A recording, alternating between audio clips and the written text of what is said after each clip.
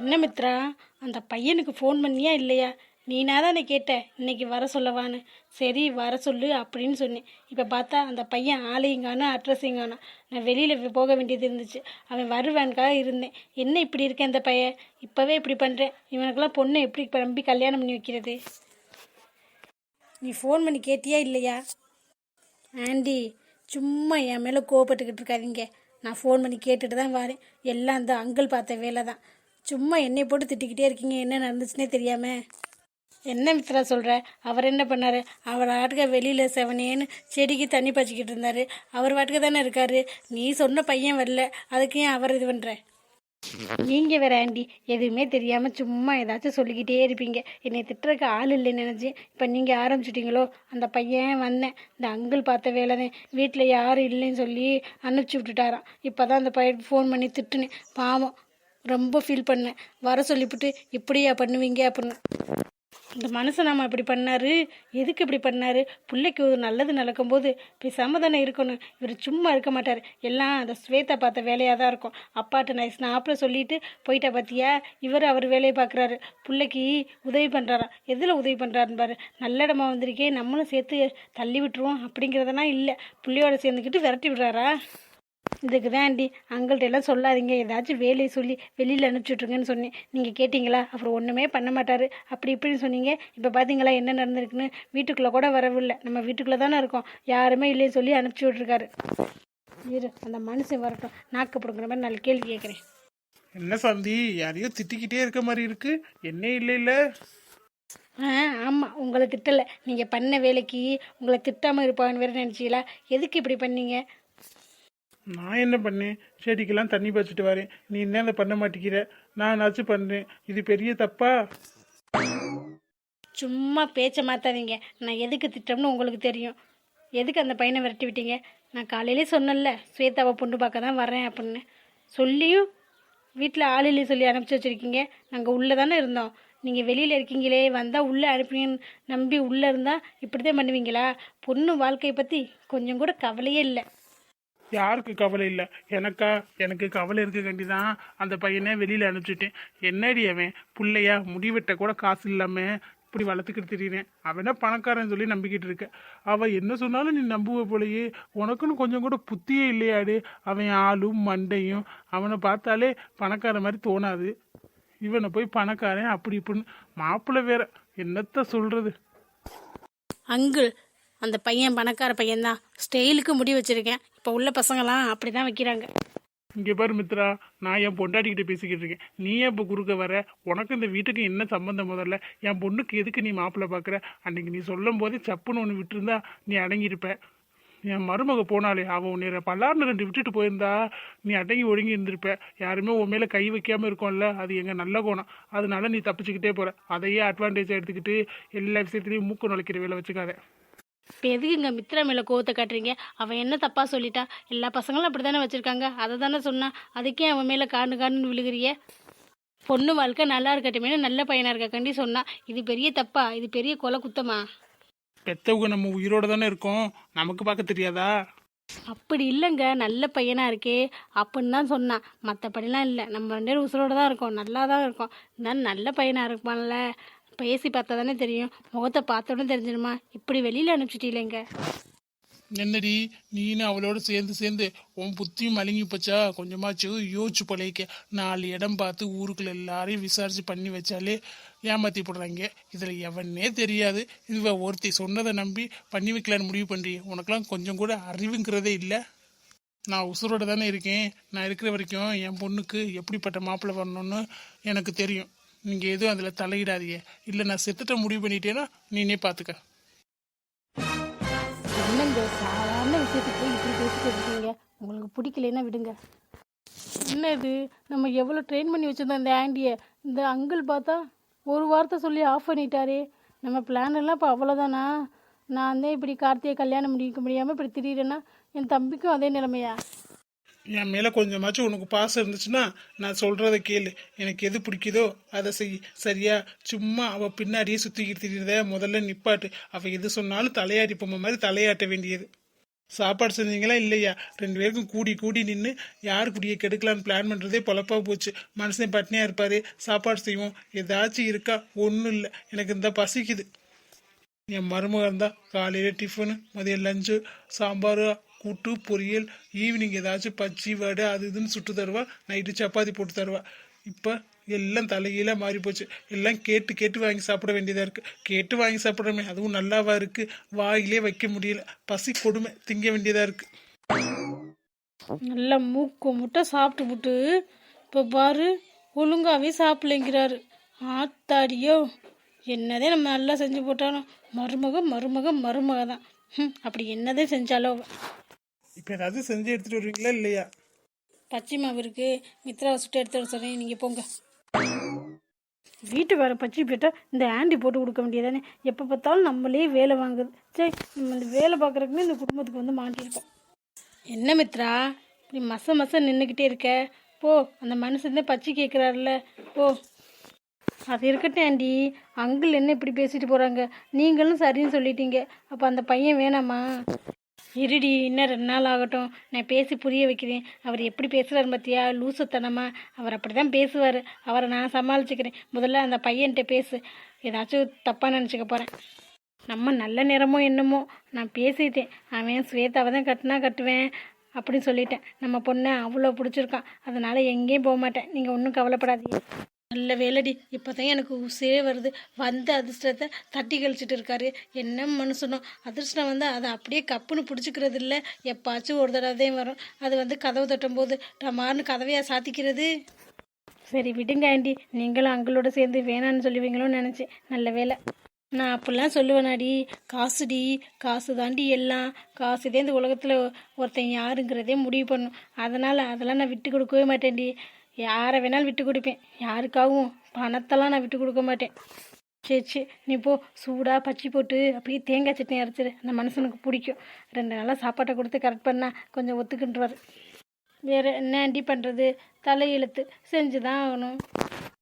Hospital வந்தால் ஒரு நாளே போயிடும் போல. காலையில் வந்தவங்க எவ்வளோ நேரம் ஆச்சு? என்னங்க போர் அடிக்குதோ? பின்ன மனுஷன் எவ்வளோ நேரம் இந்த நியூஸ் பேப்பரே புரட்டி புரட்டி பார்த்துட்டு உட்காந்துருக்கிறது? போர் அடிக்குதுடி. சத்த கால் நீட்டி படுக்கலான்னு கூட முடியல. வீட்டில் இருந்தால் படுத்து தூங்கினேன். உன்னை விட்டுட்டு நான் படுக்க போயிருக்கணும். நீ ஃபோன் பண்ணும்போது வந்திருப்பேன். நீ இந்த இருங்க இருங்க எனக்கு போர் அடிக்குன்னு சொல்லிட்டு நீ பாட்டுக்கு உள்ளே போயிட்ட. இப்போ பாரு, நான் உட்காந்துருக்கேன் தனியா. நான் என்னங்க பண்ணுறது? நானும் முடிஞ்சிருந்தா உட்காந்துருக்கேன். அது டைம் ஆயிருங்க. நான் மட்டும் தனியாக இருந்தால் ஒரு மாதிரி இருக்குல்ல, நீங்களும் அனுபவிக்கணும்ல. அதனால தான். பாப்பாவை கொஞ்சிறதுனா சும்மா வந்துருமா? எல்லா கஷ்டத்தையும் நாங்கள் மட்டும்தான் அனுபவிக்கணுமா? இல்லை இல்லை, நீங்களும் அனுபவிங்க. இருடி, பாப்பா வெளியில் வரட்டும். நீ பண்ணதை பூரா சொல்லி உன்னை அடிக்க வைக்கிறேன். சொல்லுங்க. பாப்பா என்னோட பாப்பா, அடிக்காது. அப்போ எனக்கு? அச்சோ லூஸ் மாமா, நம்ம பாப்பா நம்மளை எப்போவுமே அடிக்காது. அடிக்கும், இருந்தாலும் செல்லமாக அடிக்கும். நம்மளும் அடிப்போம். இருந்தாலும் எவ்வளோதான் அடித்தாலும் நம்மக்கிட்ட தான் வரும் நம்ம பாப்பா. அதுவும் வாஸ்தவம் தான். ஆமாம், உங்ககிட்ட ஒன்று கேட்கணுன்னே இருந்தேன். ஸ்வேதாவும் நீனும் காலையில் என்னமோ டீப்பாக டிஸ்கஸ் பண்ணிக்கிட்டு இருந்தீங்க. ஏதோ கல்யாணம், ஏதோ ராகுல்லாம் பேர் அடிபட்டுச்சு. என்ன விஷயம்? என்கிட்ட இருந்து மறைக்கலான்னு பார்க்குறியா? உங்களுக்கு அந்த அளவுக்கு கேட்டுருச்சா கார்த்தி? சரி சொல்லிடுறேன். ஸ்வேதா ஒரு பையனை லவ் பண்ணுறானா, பேர் ராகுலாம். ஆனால் அவங்க வீட்டில் சித்தி வேணான்னு சொல்கிறாங்களாம். சித்தி கொஞ்சம் வேறு மாதிரி போல், நம்மக்கிட்ட நல்லவங்க மாதிரி பேசிட்டு பின்னால் வேறு மாதிரி பேசுவாங்கள்ல, அந்த கேரக்டர். அம்மாவும் ஒத்துக்க மாட்டேங்கிறாங்க. என்ன பண்ணுறது அப்படின்னு என்கிட்ட ஐடியா கேட்டா. நான் என்னத்த சொல்கிறது? நீ என்ன சொன்ன? இல்லை கார்த்தி, இப்போதைக்கு நான் ஒன்றும் சொல்லலை, பார்ப்போம். ஏன் கார்த்தி, உங்களுக்கு லவ்னா பிரச்சனையா? ஸ்வேதா லவ் பண்ணுறதுல உங்களுக்கு எதுவும் பிரச்சனையா? பிரச்சனை அப்படிலாம் ஒன்றும் இல்லை சாதனா. 2 வீட்லேயும் ஒத்துக்கிட்டா சுமூகமாக கல்யாணம் பண்ணி வச்சிடலாம். ஒத்துக்கலைன்னா தான் பிரச்சனை. அதெல்லாம் சரி வருமா? அதோட இப்போ இருக்க சுச்சுவேஷனில் சும்மாவே அம்மா உன்னை திட்டிக்கிட்டே இருக்காங்க. இதில் போய் நீ தலையை கொடுத்து நீ அவளுக்கு ஏதாச்சும் நல்லது செய்யணும்னு செஞ்சீன்னா வச்சுக்கவே, எல்லா கோவமும் உன் மேலே தான் திரும்பும். இப்போவே கோவம் இருக்குல்ல, அது கொஞ்சம் கொஞ்சமாக குறையிறதுக்கையும் வழி பண்ணணுமே தவிர மறுபடியும் எக்ஸ்ட்ரா கூட்டக்கூடாது. அதனால இந்த விஷயத்தில் தயவு செஞ்சு நீ தலையிடாத. அவள் வாழ்க்கை அவள் பார்த்துப்பா. எதுவாக இருந்தாலும் அவளே வீட்டில் பேசட்டும். சின்ன பொண்ணுப்பா, எப்படிப்பா நம்ம பொண்ணு நம்ம விட்டுற முடியுமா? சாதனா, நான் சொன்னா நல்லதுக்கு தான். அதை நீ புரிஞ்சுக்க. இந்த விஷயத்துல நீ தலையிடவே தலையிடாத. சும்மா ஏதாச்சும் பண்ணாலே உன்னை அந்த திட்டுவான் அம்மா. நீ இந்த கல்யாண விஷயத்துல மூக்க நினைச்சு ஏதாச்சும் பண்ணின்னு வச்சுக்கவே, அப்புறம் ரொம்ப கோவமாயிரும். அப்புறம் நான் ஒண்ணுமே பண்ண முடியாது. இப்பவே நான் ஒன்றும் பண்ண முடியாம தான் இருக்கேன். அதனால நீ பேசாம ஒதுங்கிறது நல்லது. ஸ்வேதாக்கு வாய் இருக்குல்ல, அவ ஒன்றும் சின்ன பொண்ணு கிடையாது. காலேஜ் முடிச்சு வேலைக்கு போறா. அவ பார்த்துப்பா. அவ வாழ்க்கை மேல பயம் இருந்தா அவ பார்த்துப்பா. அப்படி இல்லைன்னா யாரையோ கல்யாணம் பண்ணிக்கட்டும், அது உன் பிரச்சனை இல்லை.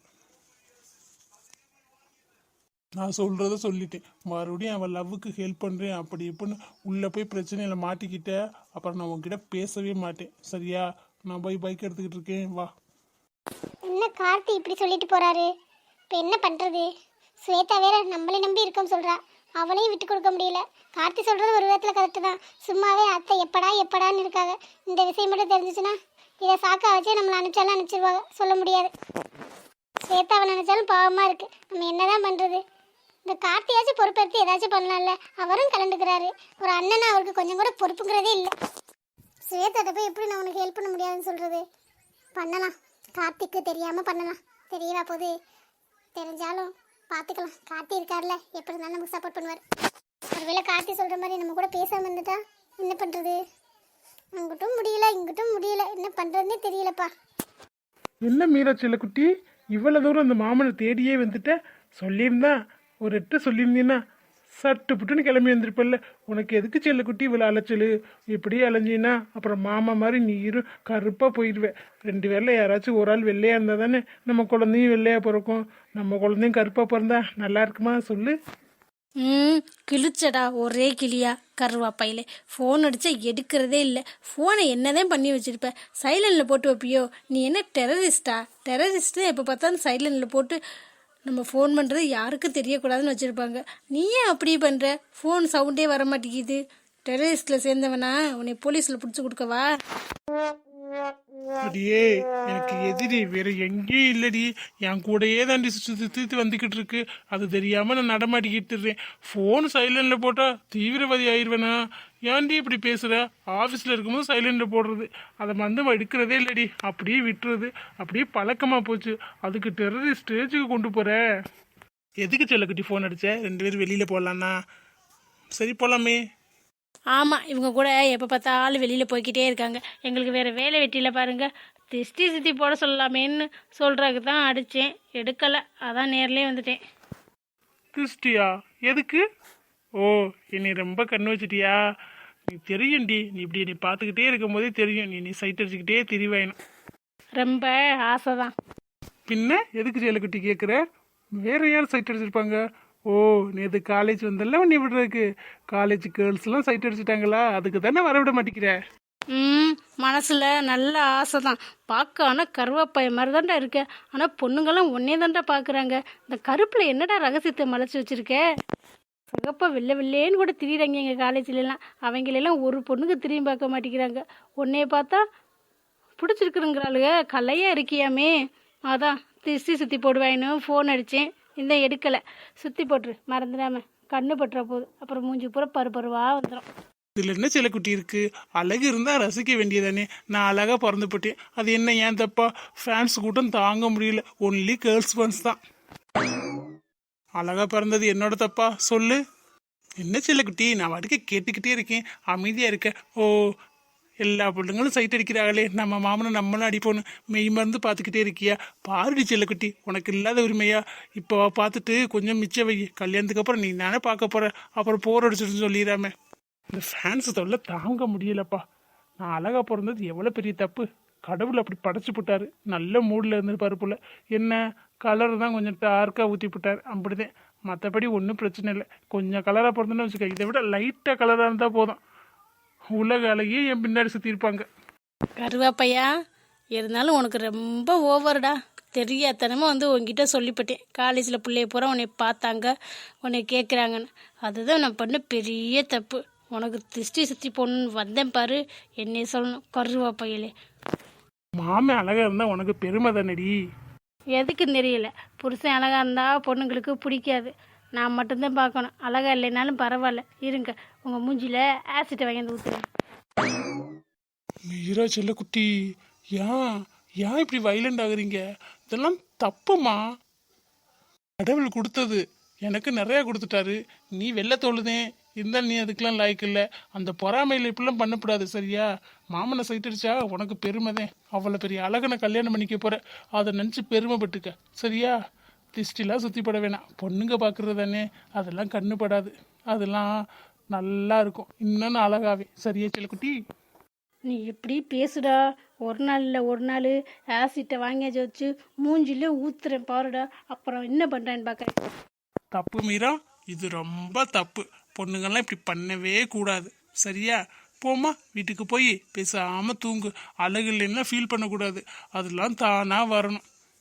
டே நீ பேசுறத பார்க்கும்போது எனக்கு அப்படியே கடுப்பு கடுப்பாக வருதுடா. கருவா பையன் கருப்பான்னுக்கிட்டு கொஞ்சம் கலையாக இருந்துட்ட, அதை வச்சுக்கிட்டு ரொம்ப ஆடுறடா நீ. ஏன்னா எல்லாம் கடவுள் கொடுத்த வரண்டி, அப்படிதான்டி. அதெல்லாம் நீ ஒன்றும் பொறாமப்படாத போ. இந்த பொண்ணுங்க குணமே அப்படிதான். பார்க்கணுன்னா எல்லாரும் பார்த்துக்க வேண்டியதானே, இவங்க மட்டும்தான் பார்க்கணுமா? உங்களுக்கு என்ன பட்டா போட்டா எழுதியிருக்கு? சரிடா, யாருக்கு பட்டா போட்டிருக்கோ அவங்களுக்கே மூஞ்சியை காமிச்சுக்கிட்டு நான் போகிறேன் போ. என்ன செல்லுக்குட்டி இப்படி கோச்சுக்கிற? சும்மா உன்னை வம்புலுக்கடி.